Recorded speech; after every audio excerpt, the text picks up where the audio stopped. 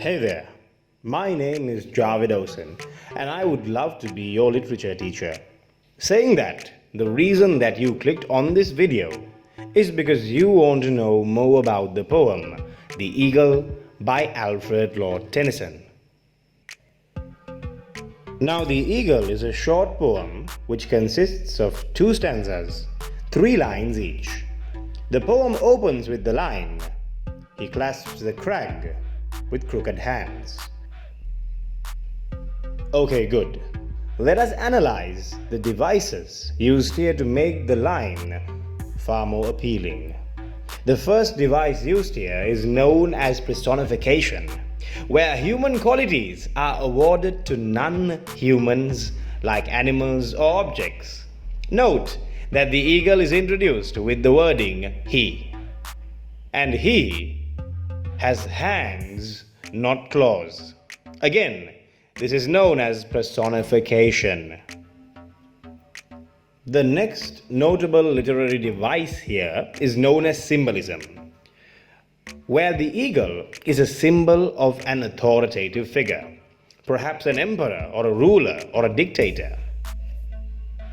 What is important to understand here is, this poem is not entirely about the animal known as the eagle. Rather, as I mentioned before, the eagle is a symbol of power and a powerful individual, or in this case, like I said, an authoritative figure. The next literary device used here is called alliteration. Alliterations are the occurrence of the same letter or sound at the beginning of adjacent or closely connected words. In this case, the words are clasp, crag, and crooked. There is an eerie sound invoked when these words are mentioned in the same line. He clasps the crag with crooked hands. Again, it is called alliteration. Now obviously, our readers might be quite unfamiliar with the words clasp and crag. The word clasp is a verb, which means grasping or holding onto something tightly with one's hand. Now, what you can take out of the first line here is, the eagle holds on tightly to a rocky mountain. It is important to understand that the poet talks about the natural power of the eagle in the first line, where he says that the bird known as the eagle is capable of holding on tightly to a rocky mountain. Which brings us to the second line of the first stanza, close to the sun in lonely lands. Off the bat, the first literary device used here is known as hyperbole. Let's say that again, hyperbole. Now, it means exaggerated statements or claims not meant to be taken literally. Now, the poet does not mean that the eagle is close to the sun, which is physically impossible. The eagle is not physically close to the sun. However, the poet exaggerates and claims that the eagle has so much power. Also, it should be noted that the sun is a symbol of cosmic power. There is another literary device repeated in this line, which is lonely lands. As I mentioned before, the same sound or letter has been repeated in adjacent words. Lonely lands is also a symbol which talks about the mindset of the eagle and shows that the eagle stands alone and it has no allies.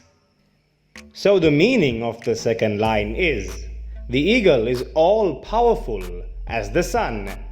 However, it has no allies and it lives in solitude. Which brings us to the final line of the first stanza, ringed with the azure world he stands. The word ring here means wearing a ring as an ornament or a token of marriage, engagement, or authority. So it's easy to understand that the eagle is quite proud of the azure world.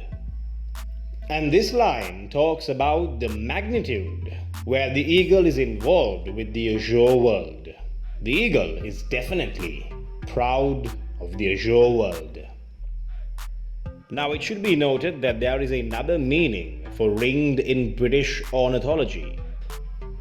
An ornithology being the science of studying birds.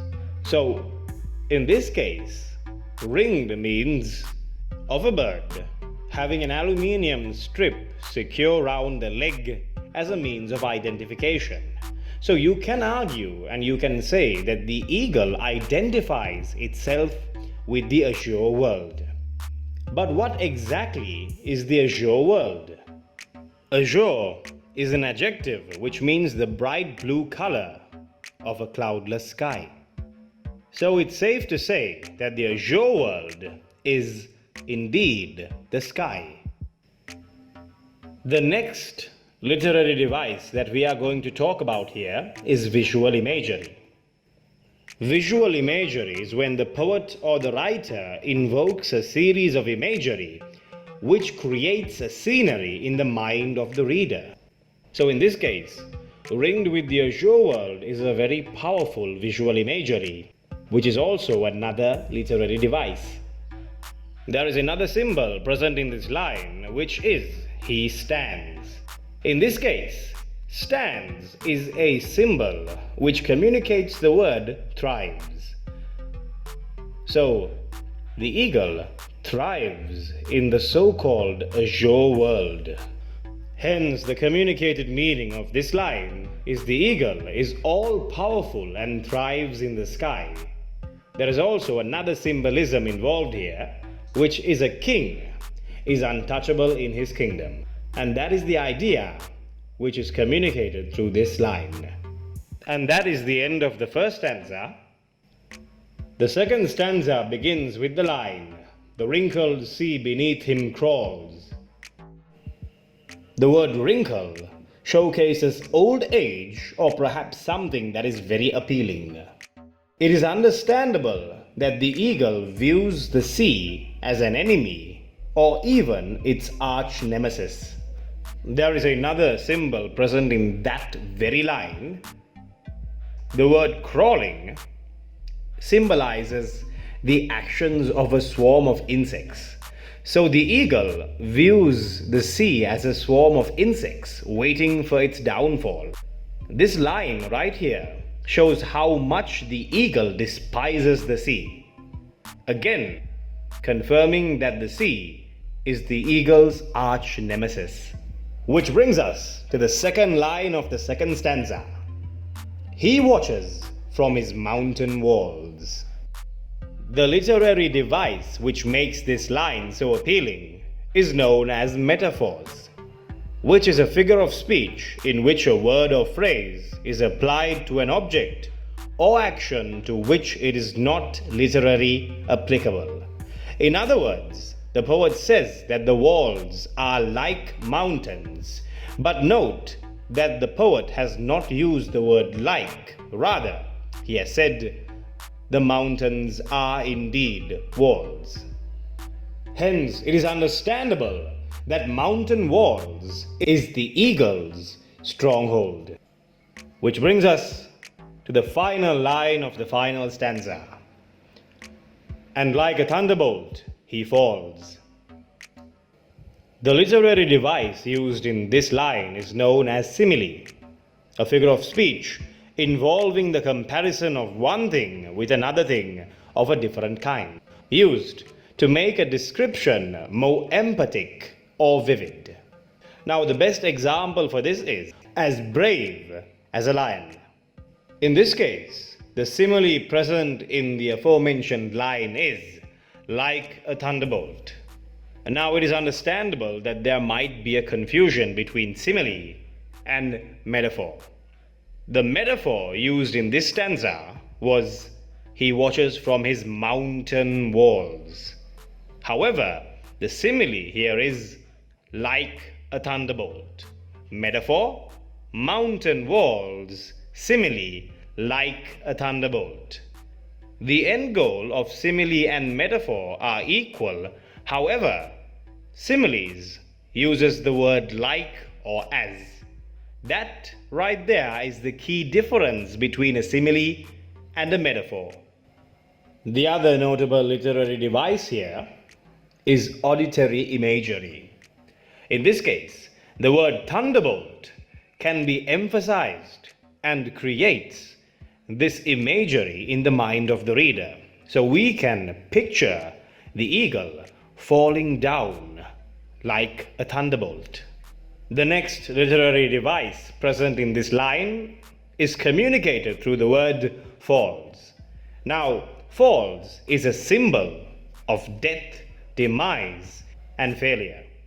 So no matter how powerful the eagle is, it had to face its inevitable demise, failure, or death. The moral of this poem is, no matter how powerful you are, no matter how great you may think that you are, failure, death, demise is inevitable. And that concludes my discussion about the poem The Eagle by Alfred Lord Tennyson. If you made it so far in the video, make sure to drop your comments, like, and subscribe.